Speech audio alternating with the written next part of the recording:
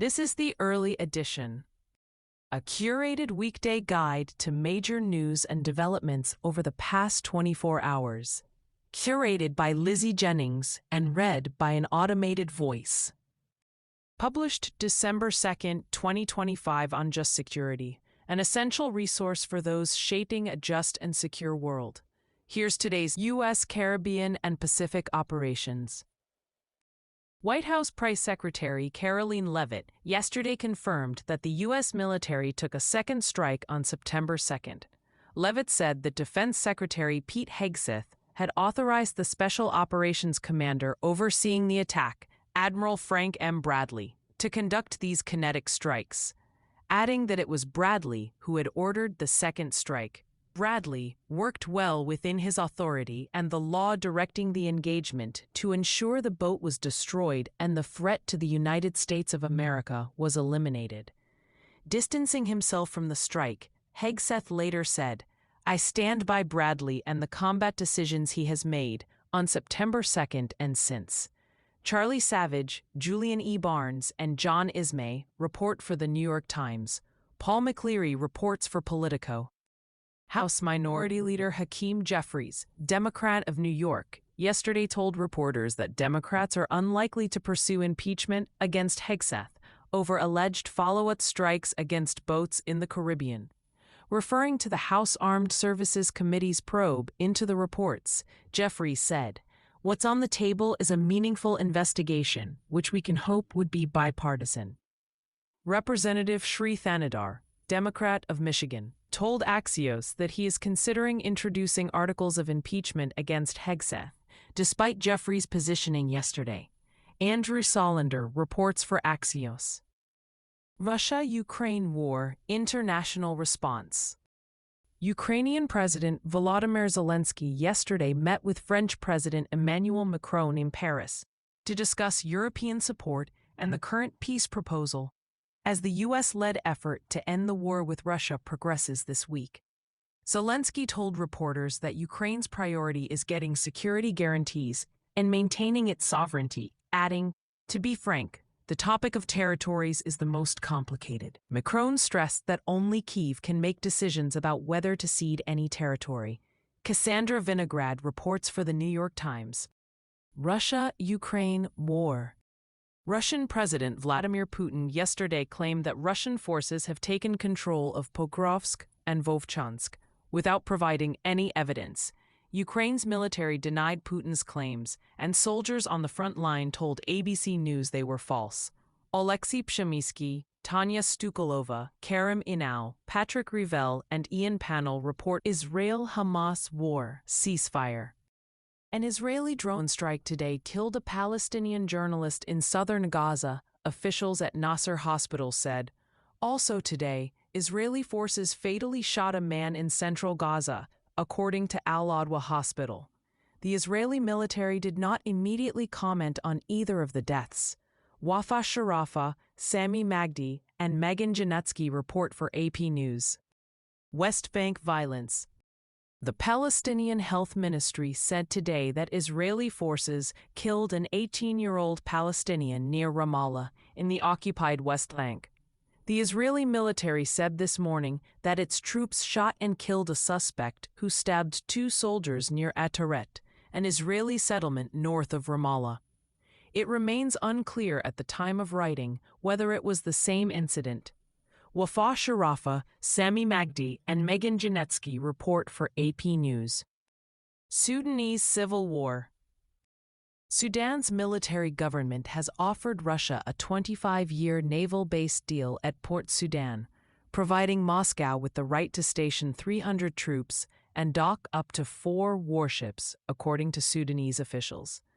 In return, Sudan would receive advanced Russian anti-aircraft systems and weaponry at preferential prices to use in the ongoing civil war against the Rapid Support Forces paramilitary, a Sudanese official told The Wall Street Journal. Benoit Faucon and Nicolas Barrio report. Other global developments. Heavily armed gangs launched attacks across Haiti's central Artibonite region over the weekend, with police asserting that 50% of the region has fallen under gang control. A Pont-Sandé official told AP News that yesterday he had confirmed nearly a dozen deaths, including a mother, a child, and a local government employee. Junior Racine, Danica Cotto, and even Sanin report. China has issued the first set of new rare earth export licenses, easing months of supply chain disruptions caused by the strict controls introduced by Beijing in April. The year-long permits, granted to 3 major Chinese magnet producers, should accelerate shipments to certain customers, a source said today. Reuters reports. Chinese rare earth magnet companies are legally sidestepping Beijing's export restrictions by redesigning magnets to avoid using certain restricted rare earth elements and by embedding magnets inside motors, which are not restricted, according to employees of several large Chinese magnet companies. John Emont reports for the Wall Street Journal. A Libyan war crime suspect, Khalid Mohammed Ali al-Hishri, has been transferred from Germany to the International Criminal Court in The Hague, where he faces allegations of involvement in torture and abuse at a notorious prison during Libya's civil war. His trial is not expected to begin until late 2026. Stephanie Vandenberg reports for Reuters. Tech developments.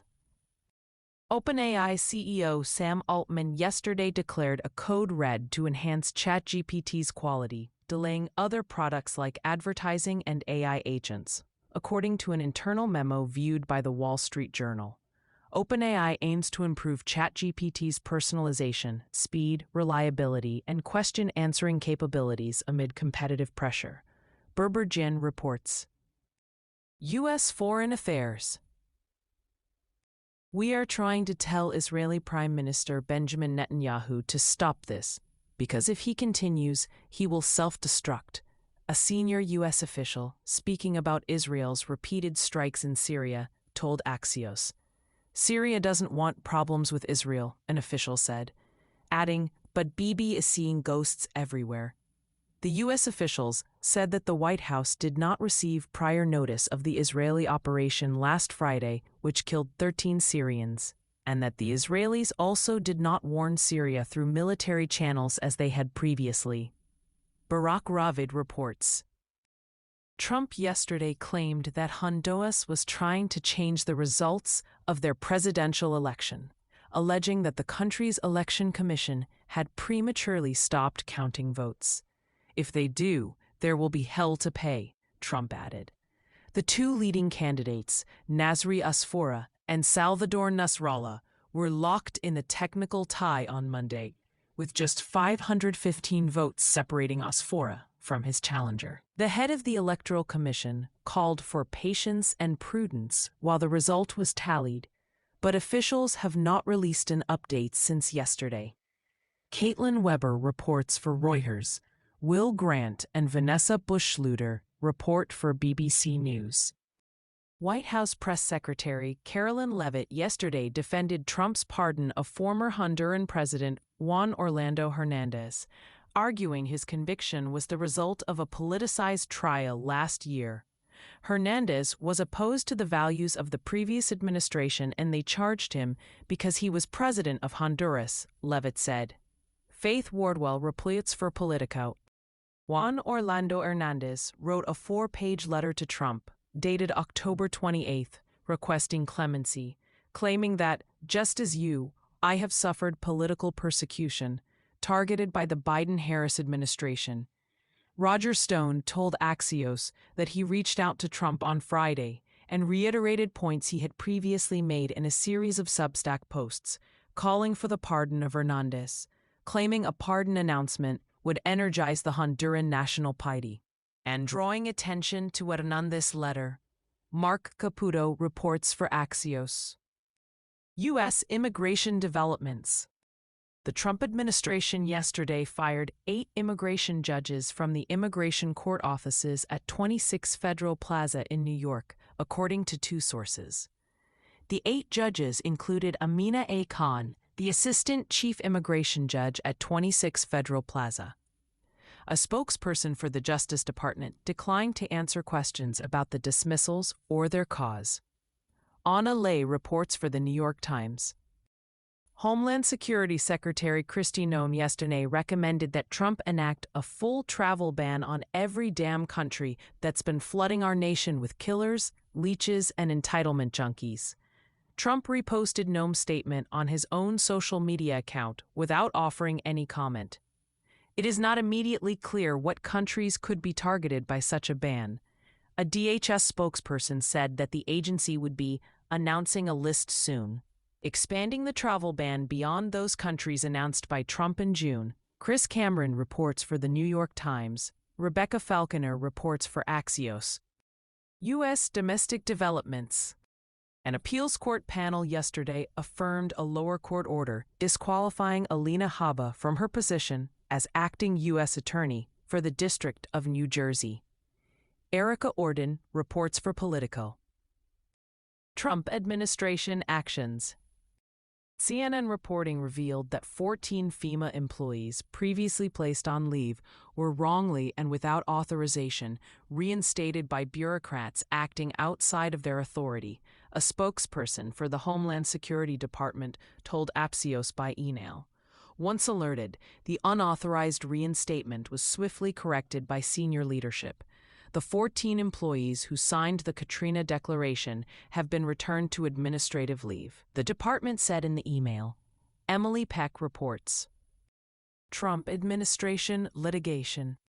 Former immigration judge Tanya Nermer yesterday filed a lawsuit against the Justice Department, alleging that she had been removed from her position as a federal immigration judge because of her sex and national origin, and because she had previously run for office as a Democrat. Suzanne Moniak reports for Bloomberg. In case you missed it, yesterday on Just Security. What tariffs and the Argentina bailout can tell us about the perils of financial statecraft by Graham Steele. Professional Responsibility and the Boat Strikes by Eugene R. Fidel, Daniel Maurer, and Stephen J. Lepper. Unlawful Orders and Killing Shipwrecked Boat Strike Survivors, an expert backgrounder by Michael Schmidt, Ryan Goodman, and Tess Bridgman. Thank you for listening to Just Security's early edition today, December 2nd, 2025. If you enjoy listening, Just Security's analytic articles are also available in audio form on the justsecurity.org website. To stay up to date on Just Security's analysis of law, policy, and current events, go to justsecurity.org. Subscribe to Just Security on Substack and follow us on LinkedIn, Blue Sky, Facebook, Instagram, and Threads.